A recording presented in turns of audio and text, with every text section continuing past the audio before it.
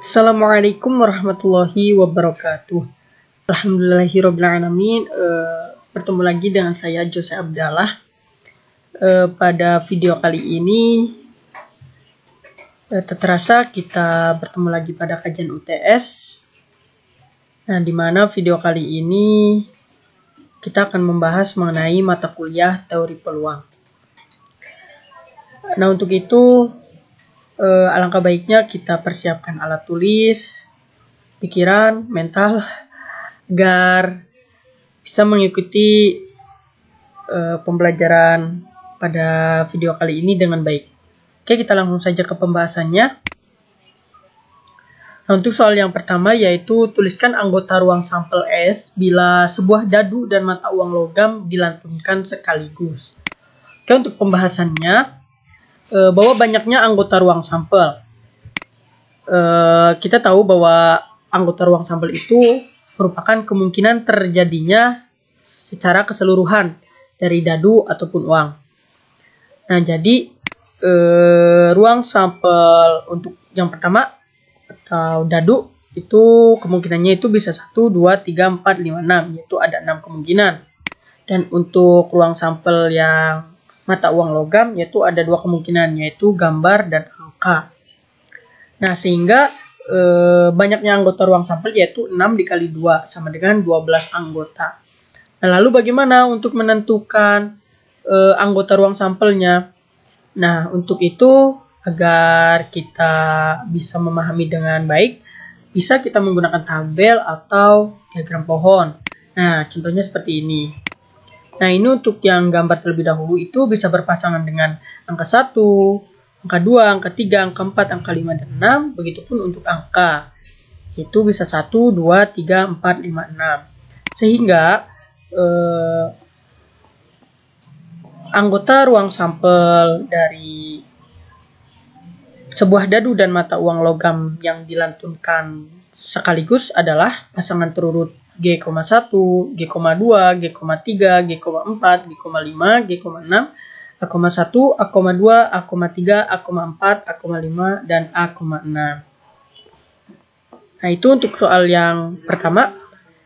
Untuk selanjutnya kita lanjut ke soal yang kedua. Untuk soal selanjutnya yaitu dalam berapa cara berbedakah suatu ujian yang terdiri atas 8 soal dengan jawaban benar salah dapat dijawab. Oke, kita ke pembahasan. Nah, kita lihat yang diketahui terdapat 8 soal dengan jawaban benar salah. Jadi, setiap soal itu bisa kita jawab dengan benar dan salah. Jadi, ada 2 cara. Nah, seperti ini. Untuk soal yang nomor 1, bisa kita jawab dengan benar dan salah. Jadi, terdapat 2 cara dalam menjawab soal 1. Dan untuk menjawab soal 2 pun sama. Bisa kita jawab dengan benar dan salah. Jadi, cara untuk menjawab soal yang nomor 2 itu ada 2 cara. Dan seterusnya sampai soal nomor 8. Nah, sehingga banyak cara menjawab soal di atas adalah, nah, kita ingat kembali terdapat aturan perkalian bahwa jika suatu proses terdiri atas k tahap, di mana tahap pertama kita lakukan dengan N1 cara, untuk tahap yang kedua kita lakukan dengan N2 cara, sampai seterusnya, maka proses itu keseluruhan bisa kita cari dengan rumus 1 dikali N2 dikali N3 dikali seterusnya sampai berapa tahap tuh. Karena di sini terdapat 8 tahap karena 8 soal. Jadi banyak cara berbeda dalam menjawab 8 soal di atas adalah 2 dikali 2 sampai 8 kali atau 2 pangkat 8. Sehingga banyak caranya yaitu 256 cara. Nah, alhamdulillah kalau soal UTS-nya seperti ini. Semoga saja pas kita UTS juga soalnya seperti ini gitu.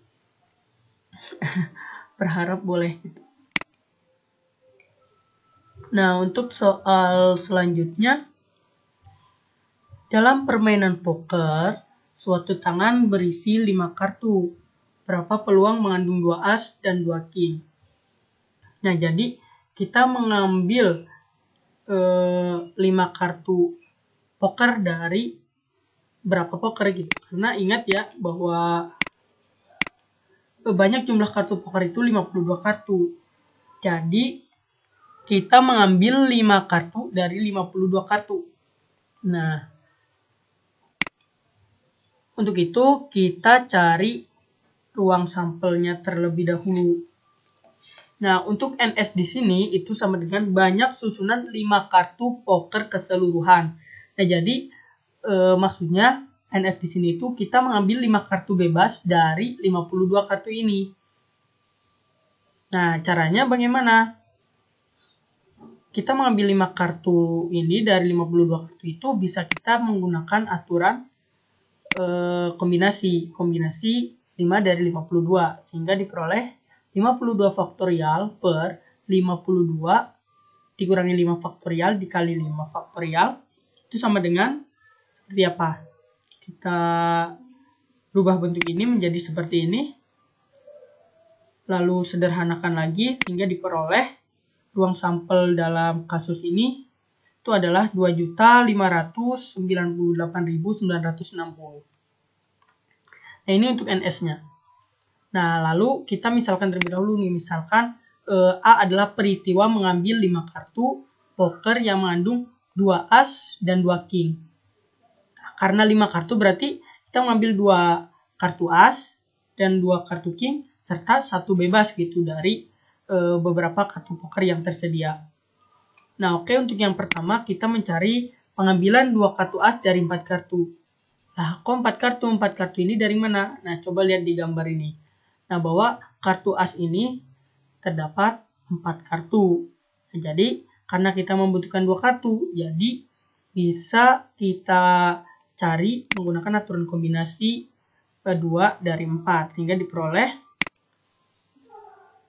pengambilan 2 kartu as dari 4 kartu yaitu ada 6 cara. Nah, begitupun untuk pengambilan 2 kartu king dari 4 kartu. Nah, sama 4 kartu ini dari mana? Nah, lihat. Kartu king itu juga ada 4. Sehingga diperoleh banyak cara pengambilan 2 kartu king dari 4 kartu itu adalah 6 cara. Nah, yang tersisa adalah pengambilan 1 kartu bebas dari 48 kartu. Lah, kok 48 kartu? 48 kartu ini dari mana? Nah, karena ingat, kita sudah mengambil 2 kartu as dan 2 kartu king. Jadi, 52 dikurangi 4 itu kan 48 kartu. Nah, sehingga pengambilan 1 kartu bebas dari 48 kartu itu ada berapa cara? Ya, tentunya ada 48 cara. Nah, dengan menggunakan aturan perkalian, kita bisa memperoleh NA-nya, yaitu sama dengan 6 dikali 6 dikali 48. Sesuai yang dijelaskan pada sebelumnya. Nah, sehingga peluang dari pengambilan kartu poker yang mengandung 2 as dan 2 king serta 1 kartu bebas adalah peluang peristiwa A itu sama dengan NA per NS. Atau sama dengan 6 dikali 6 dikali 48 per 2.598.960. Kita sederhanakan hingga diperoleh 36 per 54.145. Nah, ini untuk peluangnya. Oke, kita lanjut ke soal selanjutnya. Nah, untuk soal selanjutnya, bahwa diketahui diagram Venn berikut menunjukkan banyaknya elemen kejadian A dan B. Perhatikan diagram Venn-nya. Jika peluang A irisan B itu sama dengan 1/5, jadi peluang A irisan B itu yang mana? Nih, yang Y ini. Serta peluang A gabung B komplement. Jadi, selain gitu ya. Selain dari A gabung B. Selain A gabung B itu berarti yang di luar A gabung B ini. Jadi yang 3 ini. Itu sama dengan berapa? sama dengan peluang A dikurangi peluang A irisan B. Dan di mana Z itu sama dengan 2X, maka yang ditanyakan itu peluang B. Jadi nilai peluang B ini berapa? Nilai ya. Jadi yang ditanya nilai. Jadi bentuk seperti 1/5 ini. Nah, oke, kita pembahasan. Banyak atau nilai ruang sampel. Nah, kita cari ruang sampelnya terlebih dahulu dari diagram Venn di sini. Nah, bagaimana caranya? Kita ingat bahwa ruang sampel itu adalah sebuah kemungkinan dari keseluruhan gitu. Keseluruhan kemungkinan dari sebuah peristiwa. Nah, jadi bisa kita jumlahkan saja nih nilai yang ada di diagram Venn ini. Jadi NS-nya itu X ditambah Y ditambah Z dan ditambah 3. Jadi keseluruhan. Jadi yang ada di dalam ini itu ada berapa gitu. Jadi NS-nya itu X ditambah Y tambah Z tambah 3. Karena Z itu sama dengan 2X, maka diperoleh NS-nya yaitu 3X ditambah Y ditambah 3. Nah, karena diketahui peluang A irisan B itu sama dengan 1/5, enggak kita rubah ruas kiri itu menjadi bentuk seperti ini. Seperti ini tuh dari mana? Kita ingat bahwa peluang itu kan peluang A gitu ya. Peluang peristiwa A itu sama dengan NA per NS. Ini pun sama. Peluang A irisan B itu sama dengan NA irisan B per NS. Nah, kita cari gitu. A irisan B itu yang mana? Nah, yang Y ini. Jadi Y per ruang sampel. Jadi 3X ditambah Y ditambah 3 ini. Sama dengan 1/5. Kita kalikan silang sehingga diperoleh 5Y sama dengan 3X ditambah Y ditambah 3. Sehingga kita operasikan atau sederhanakan menjadi bentuk 4Y dikurangi 3X sama dengan 3. Nah, ini untuk persamaan yang pertama. Kita simpan terlebih dahulu. Di dalam soal juga diketahui bahwa peluang A gabung B komplement gitu ya. Itu sama dengan peluang A dikurangi peluang A irisan B. Nah, kita rubah bentuk menjadi seperti yang di atas sehingga diperoleh. Nah, selain dari A gabungan B itu berarti yang di luar dari A dan B ini untuk yang ini. Jadi di luar A dan B itu adalah 3. Nah, untuk itu dengan konsep peluang jadi diperoleh PA gabung B komplement itu 3 per NS. Jadi NS-nya itu 3X ditambah Y ditambah 3. Itu sama dengan, nah untuk peluang A, kita cari peluang A itu yang mana? Yang ada di dalam A itu kan X dan Y. Jadi X ditambah Y. Nah, X ditambah Y per NS. Selanjutnya dikurangi PA irisan B. Nah, PA irisan B kan sudah diketahui, yaitu Y per 3X ditambah Y ditambah 3. Lalu operasikan X ditambah Y dikurangi Y. Karena penyebut sudah sama, sehingga diperoleh X per 3X ditambah Y tambah 3. Karena ruas kiri dan ruas kanan ada yang sama, 3X tambah Y tambah 3 dan 3X tambah Y tambah 3, sehingga diperoleh nilai X-nya itu sama dengan 3. Selanjutnya, berdasarkan pertamaan pertama, diperoleh, kita substitusikan X sama dengan 3 ini dalam soal yang ini. 4Y dikurangi 3 dikali 3 itu sama dengan 3. Nah, 3 dikali 3 itu berapa? 9, pindah ruas. 3 ditambah 9 itu 12. Jadi nilainya 12 bagi 4. Itu sama dengan 3. Mohon maaf ya, tidak tertulis gitu di PPT-nya. Nah, karena Z itu sama dengan 2X, maka Z-nya itu sama dengan 6. Karena tadi X-nya itu kan 3. Jadi 2 dikali 3 itu sama dengan 6. Nah, dengan demikian si peroleh. Mohon maaf, diperoleh harusnya. Dengan demikian diperoleh peluang B itu sama dengan, nah kita cari peluang B itu yang ada di dalam B. Jadi yang ada di dalam B itu Y ditambah Z per NS. Jadi untuk Y-nya itu 3, untuk Z-nya yaitu 6 per 3 dikali X-nya berapa? 3 ditambah Y-nya itu berapa? 3. Z, oh ini 3 juga. Sehingga diperoleh 3 tambah 6 itu 9. 3 kali 3 itu 9. 9 tambah 6 itu 15. Atau 9 per 15. Kita sederhanakan lagi yaitu sama dengan 3 per 5. Jadi peluang B dalam diagram di atas adalah 3 per 5.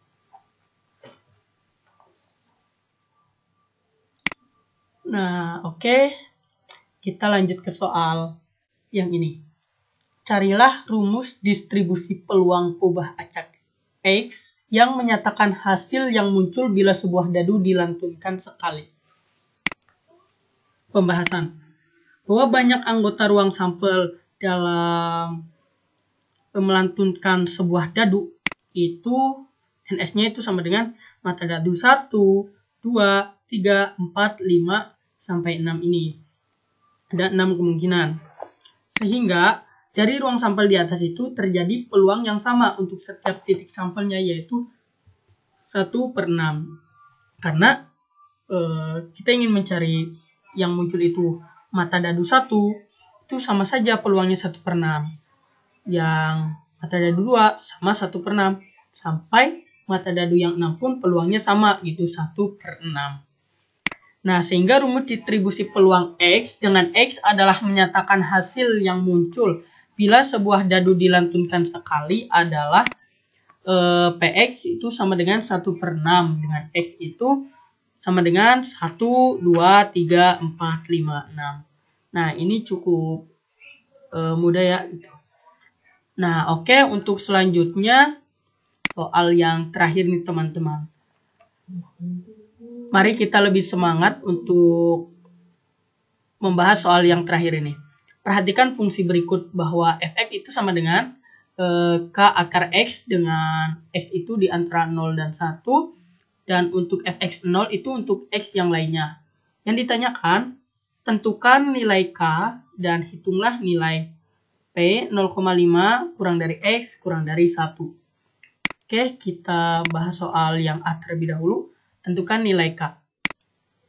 Berdasarkan sifat nomor 2 dalam buku halaman 110, bisa dibuka buku mengenai pengantar statistika matematis karya Nar Herianto dan Tuti Gantini.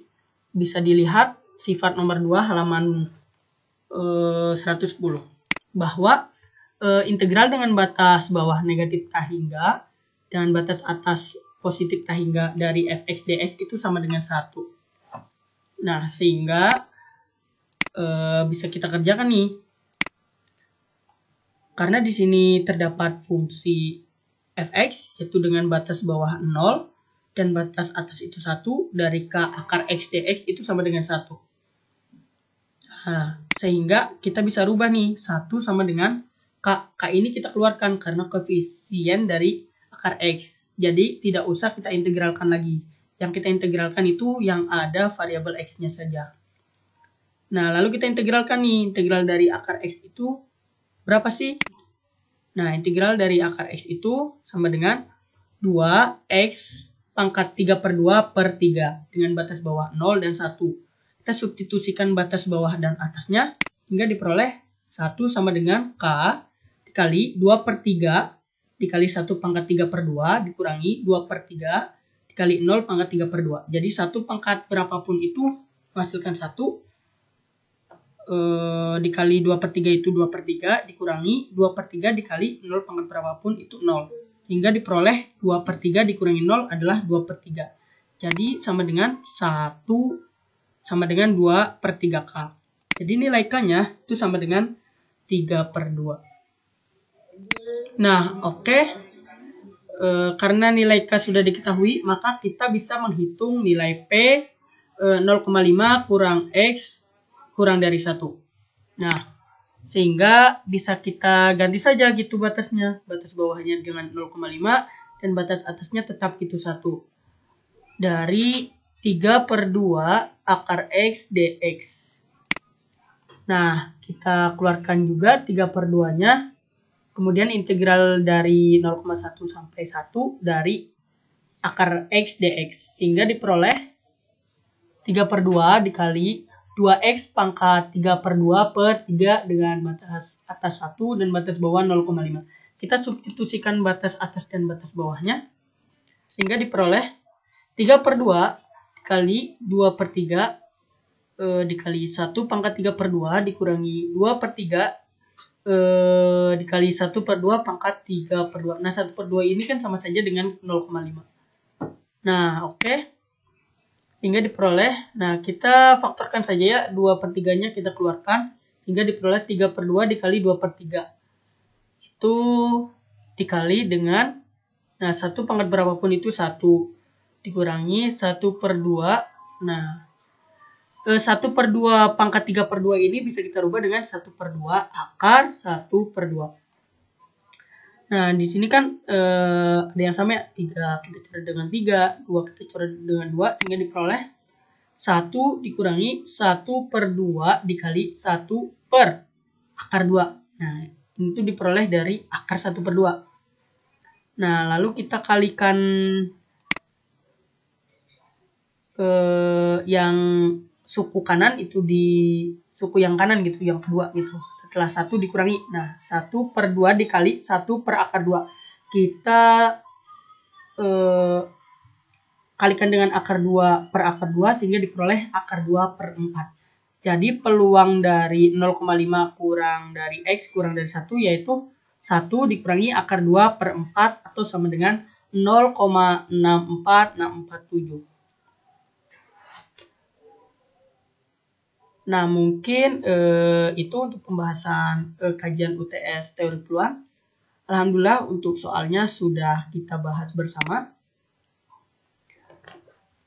Nah, saya mohon maaf apabila terdapat kata-kata atau penjelasan yang kurang bisa dipahami dengan baik. Nanti ketika pas kajian, pas bisa melalui WA atau melalui Zoom yang insya Allah akan dilaksanakan beberapa hari kemudian, bisa ditanyakan. Dan terima kasih untuk yang sudah menonton video ini. Terima kasih atas perhatiannya. Kurang dan lebihnya mohon maaf. Allahumma fiqh lakum. Assalamualaikum warahmatullahi wabarakatuh. Sampai jumpa di video selanjutnya.